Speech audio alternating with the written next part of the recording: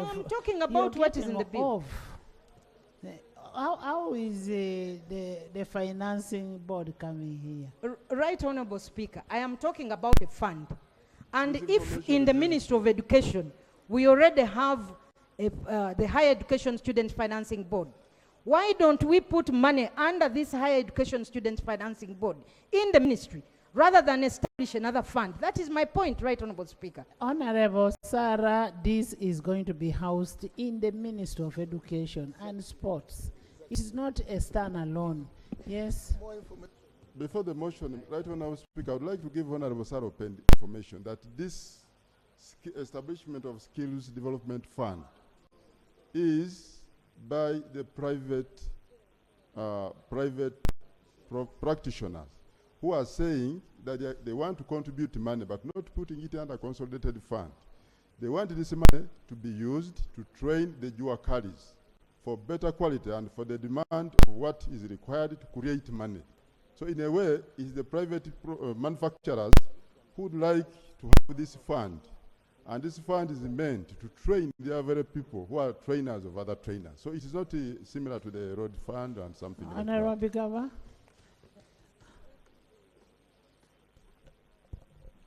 Thank you, Right Honorable Speaker, for the opportunity.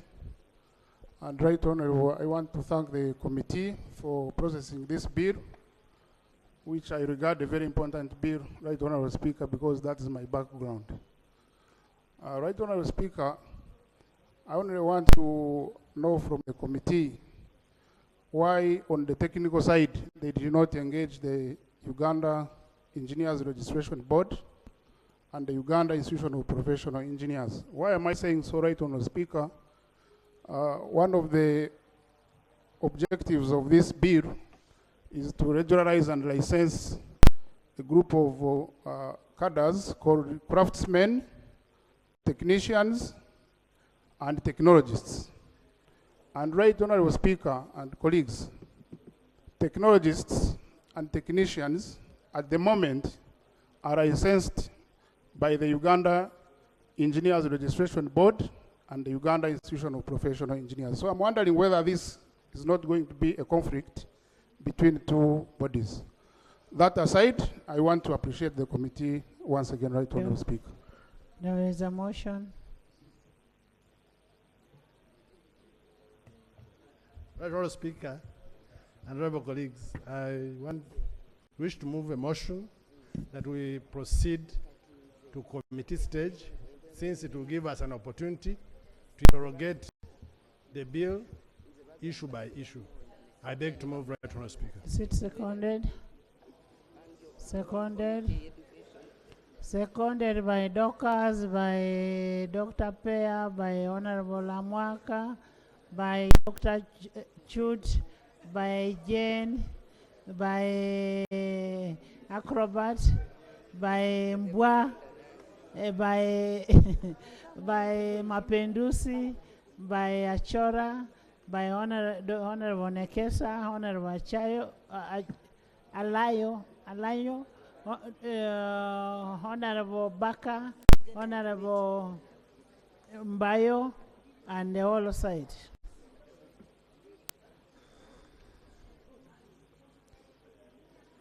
I am putting a question at those who are in secondment of the bill going for the second reading. Those say aye to the contrary nay. The ayes have it. The Technical and Vocational Education and Training Bill 2024, Bills Committee stage.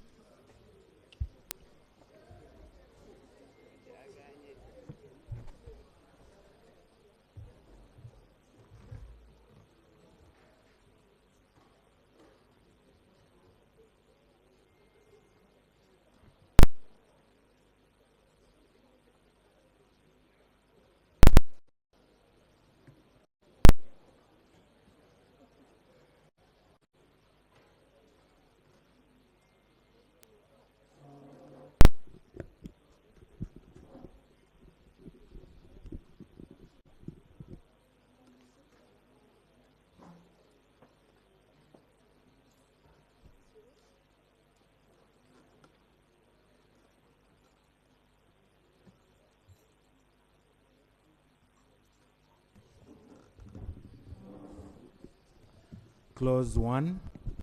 I put a question that clause 1 stands part of the bill. Those in favor say on the contrary, nay. The ayes have it. Clause 2. Chair.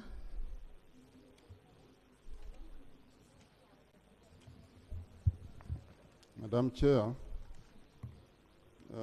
Clause 2 on application, Clause 2 is amended by A, inserting immediately after the definition of candidate the following. Certification means the formal process of crediting and the candidate with a record of his or her achievement. I beg to move, Madam Chair. B, by inserting in the definition of employer the words of or an employer of nurses, midwives, or allied health professionals after the word technologist. And then C, by inserting immediately after the definition of informal training the following: medical practitioner, and has the meaning assigned to in the Mental Health Act. And D, in the definition of a word of work, by inserting the word formally after the word employed.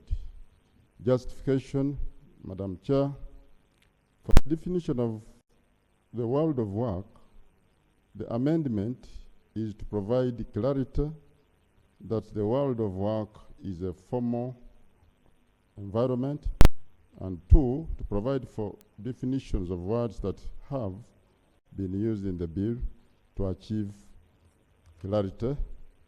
Madam Chair, I beg to move. Thank you, Minister.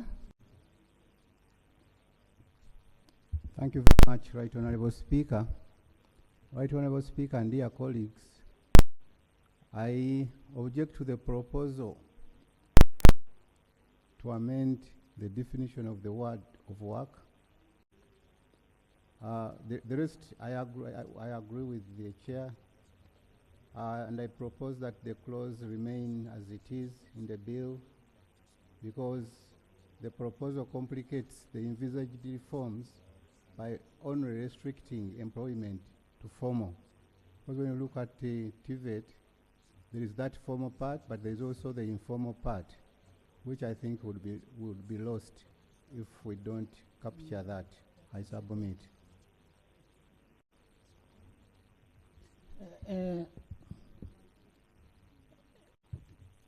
AG. Thank you, Right Honourable Chair. Right Honourable Chair, I tend to agree with Minister of Education, because I think the purpose of this act was to deal with some people who are not necessarily using formal letters of employment and etc. So I don't know whether the committee has looked at that. For purposes of this act, let's not use the conventional definition of world of work. For purposes of this act, can we also allow those people who are working informally to also be considered in this space? Thank you. Just to add to what the AG has said, when you look at the definitions, it is categorical. Technologists practice, work, or are employed. So the word work itself need not be in formal employment. Yes. It encompasses everything. So I support the minister. Okay. Madam Chair, I concede. I put a question that clause 2 be amended as proposed by the minister and supported by the AG and shadow AG. Those in favor say on the contrary, nay. The ayes have it. Clause 2 as amended. I put a question that clause 2 as amended stands part of the bill. Those in favor say on the contrary, nay. The ayes have it. Clause 3. Chair. Madam Chair, I beg to move that clause 3 on objects of the act. Clause 3 is amended in paragraph F by inserting the word and license after the word regulate. Justification is to provide for the aspect of licensing of TVET trainers which was inadvertently left out. I beg to move. Minister. Thank you very much, Your Right Honourable Speaker. Right Honourable Speaker, I object. Chair, I object to inserting the word "and license." This clause should remain as it is in the bill because regulation as a function is a broader and includes licensing. It is not necessary to tie licensing to regulation. I submit, Right Honourable Speaker. Thank you. Dr. Engineer. Thank you, Chair.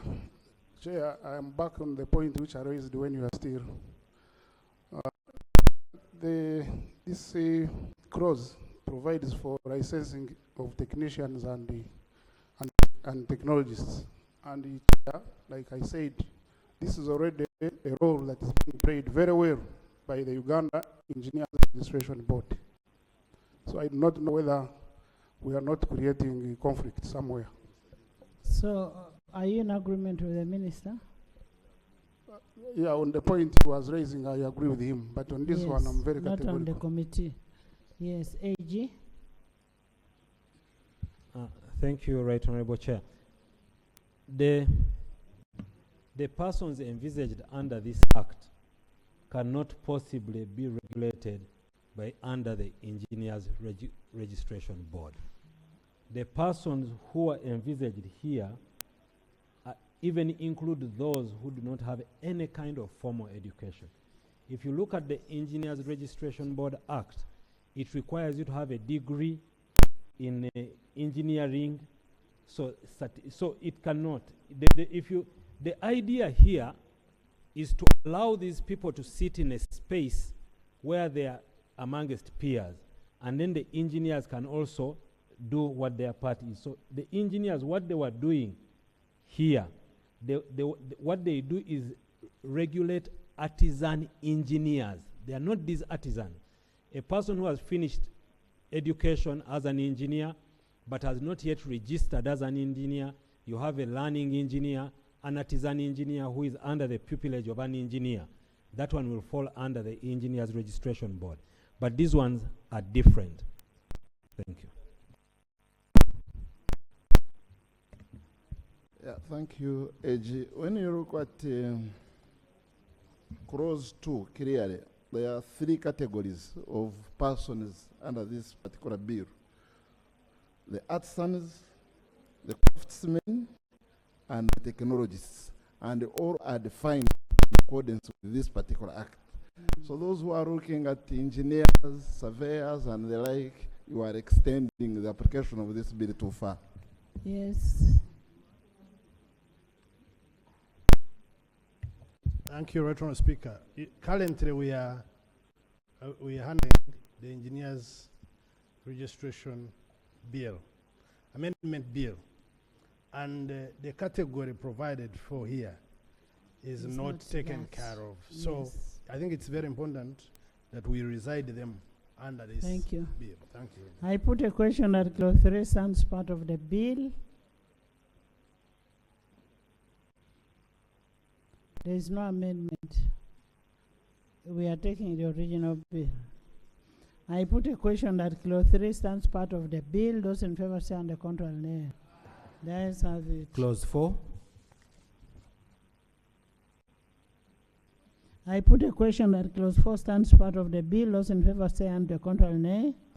The ayes have it. Clause 5. I put a question that clause 5 stands part of the bill. Those in favor say on the contrary nay. The ayes have it. Clause 6. Chair.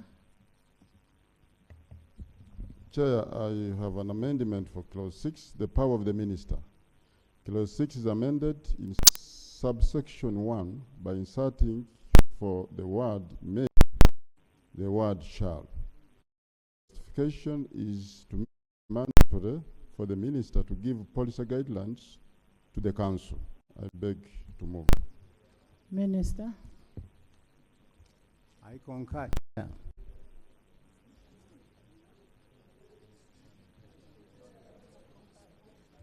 I thought the Honourable Minister has responded quickly. Why should you be tied What if you find you do not actually need to give guidelines? If you say shall, you are literally tying yourself, because you may reach a stage when you do not even need to give any policy guidelines. And if the council is operating very well, you may not need to. Actually, Right Honorable, when we discussed this, we actually realized that at the very beginning of this act, there will definitely be guidelines to be issued. So we will not be in breach of this. So we shall definitely issue guidelines under So- this section. Okay. We shall. No, it's I will agree with the Attorney General as well. Because if you give him a discretionary powers, what if he's supposed to give and he refuses? So with the putting that clause with shall mandates him. So where they know, then he can't, but he should.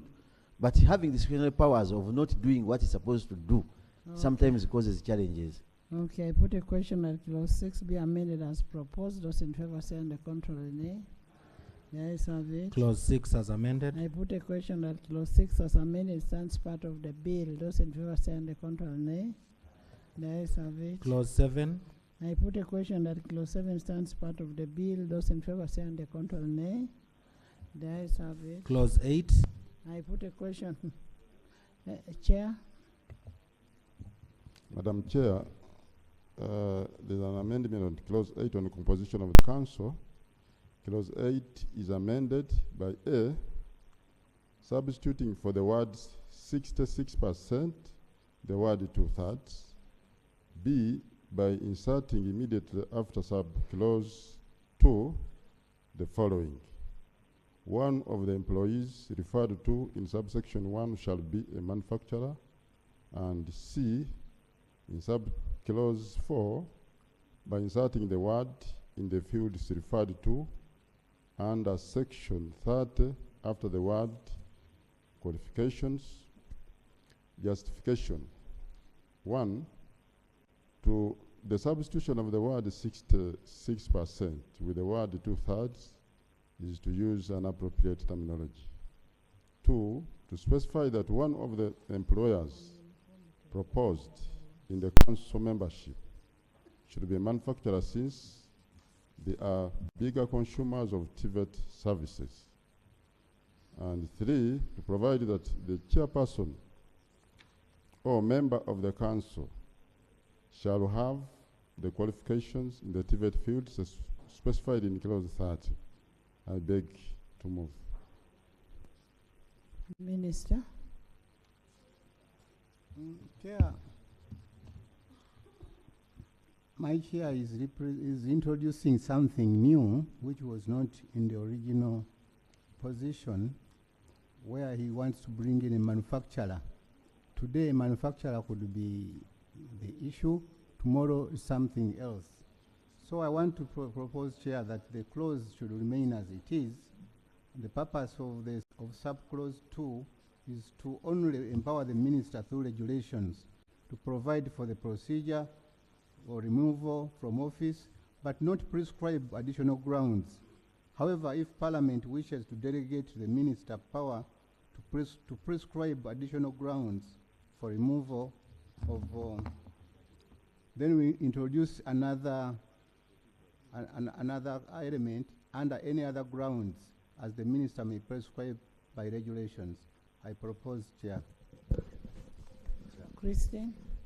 Then Chair, when the chairperson of the committee introduced the 2/3, I thought he was going to bring in the issue of gender. Because I feel the 66%. there. He wants to replace the 66% of the members appointed by the minister with the 2/3. I feel that this concerns the number of employees and not the gender. So I feel the 66 is okay to give minister powers to at least appoint this percentage. But Right Honorable Minister, the other issue of the Chair. Check 5. Yes. 6, 8, 6, 8, 5. Yes. 8.5. He wants to delete the 66, the use of the language. So we should go for a fraction. 66 is it's just causing a uniformity, because all the laws that we have passed, we are saying 2/3, a third, and what we are saying, and what is saying in 8.5 is that 3 out of 6 shall be women. Okay. Okay, so we wanted to be smart. My other one was on. No, we are just having uniformity. We are only being smart in My other one is on the proposal of the manufacturer. Based on the informal sector and the placement of our dual card students, I am in tandem with the proposal that a manufacturer be included on this council. Thank you. Thank you, Right Honourable Speaker. Honourable Chair. On the issue of introducing the manufacturer to be part of the council, we are all consumers of TVET service providers. From hotels to our homes, what is the peculiarity of this that you need to tie in manufacturers into the law? Because even all council members, by their nature, by their daily life, they are consumers of these services. So why do we need to tie in manufacturers to be part of the law? Geoffrey. Yes. Madam Speaker, I also want to agree with his argument, but also to add that this council, when we are setting it up, is supposed to regulate an institution that is in charge of passing scales. But a manufacturer, for him, is producing consumables. So how are these two related? So I wanted the chair to explain this. So for me, I don't agree with the proposal of the committee. Chair. Before the Attorney General, Madam Chair, when we interacted with the stakeholders, the manufacturer came and said that they needed to be vehemently. Which type of manufacturer? Can even give alcohol manufacturer. No, we got Uganda Manufacturers Association, so we didn't know whether he was from that. The thing is okay. Is not at that level. Madam Chair, I would like to concede on that, but the other of arithmetic of 2/3 is okay. No, that's okay. Thank you. That's okay. Wanted to understand exactly what the chairman was trying to propose, because I see if he is struggling to bring in some skill or experienced person in that sector. Perhaps maybe we could create a clause that attracts a given experience of manufacturing to be part of the council. Okwalinga, you know the problem when they're reading the report, you're not in. So you missed out in a number of these things. And when Lillian was making a clarification, Lillian helped him with the clarification. I understand. Thank you, Right Honourable Speaker. If it was already clarified, then it's okay. No, it Madam is. Yes, I concede. On the same when he has conceded? I concede. 8.5. Yes, I want to make a proposal, Madam Chair. Madam Chair, I'm suggesting under 8.5, they are talking about appointing members under Section 1 person to be a person with disability, 3 persons to be women. I wanted to bring a proposal that we have a youth leader on this council, because the majority of members that are going to be licensed. But a woman can be a youth. No, I think we should be specific with youth leaders. A person of disability national can youth be. Leaders. You see, like now here we are seated with the ministers, but we have a youth there who is a woman. Madam Chair, when it's in the law, it will be very specific in the appointment. They will look for a youth leader. That's what I'm suggesting. I'm proposing anyway. A youth leader, because the majority of these people are going to be young people. The people who fall under this category. Just look at the sub-clause 4. We've already provided the qualifications, professional qualifications and experience. So if your youth leaders do not have, they fall out. Thank you very much, Shadow. Right Honourable Speaker, for clarity, we concede to the amendment of clause 2 to include the 2/3. I agree with members that we should drop the proposed insertion. I just wanted to make an additional clarification to their proposal in clause 5, because it says in the fields referred to in section 30, it should be section 30 subclause 2.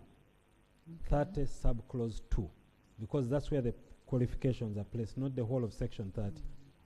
So it would read that a person shall not be appointed chairperson or member of council unless the person has professional qualifications, the field referred to in section 32, and experience in delivery of Tibet That service. is 8.4, not 8.5. 8.4, yes, I beg your pardon. Yes. 8.4, Yes. clause 8.4, I beg your pardon. Okay. Thank you. I put a question that clause 8 be amended as proposed and amended by the Attorney General. Those in favor say on the contrary, nay. The ayes have it. Clause 8 as amended. I put a question that clause 8 as amended stands part of the bill. Those in favor say on the contrary, nay. The ayes have it. Clause 9. I put a question that clause 9 stands part of the bill. Those in favor say on the contrary, nay. The ayes have it. Clause 10. I put a question that clause 10 stands part of the bill. Those in favor say on the contrary, nay. The ayes have it. Clause 11. Chair. Madam Chair, clause 11 have an amendment on disqualification of a member. Clause 11 is amended in paragraph B by inserting the words as ascertained by medical practitioner immediately after the word illness. Justification is to incorporate the requirement for ascertainment of infirmity of the body or mind, the medical practitioner before a member is disqualified from office on those grounds. I beg to move, Madam Chair. Minister. I concur. AG. I concur. I put a question that clause 11 be amended as proposed. Those in favor say on the contrary, nay. The ayes have it. Clause 11 as amended. I put a question that clause 11 as amended stands part of the bill. Those in favor say on the contrary, nay. The ayes have it. Clause 12. Chair. Madam Chair, clause 12 about vacation of office of council. Clause 12 is amended by A in paragraph B by inserting the words as ascertained by medical practitioner immediately after the word mind, and B by substituting for subclause 2 the following: where a member ceases to be a member of the council in the circumstances which are not prescribed under subsection 1, the minister may, by regulations, prescribe the manner in which a chairperson or a member of the council vacates office under subsection 1. Justification: to incorporate the requirement for ascertainment of infirmity of body or mind by a medical practitioner before a member is removed from office.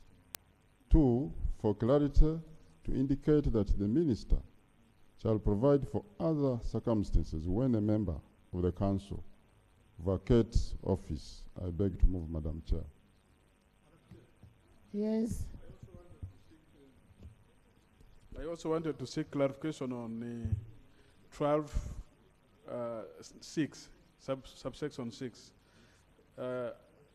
Let's first sort out 2, then you go to 6. Minister. Chair, I'm not comfortable with the new development. There is something there he's inserting. It makes me very uncomfortable. Where a member ceases to be a member of council. What is talking about is on procedure.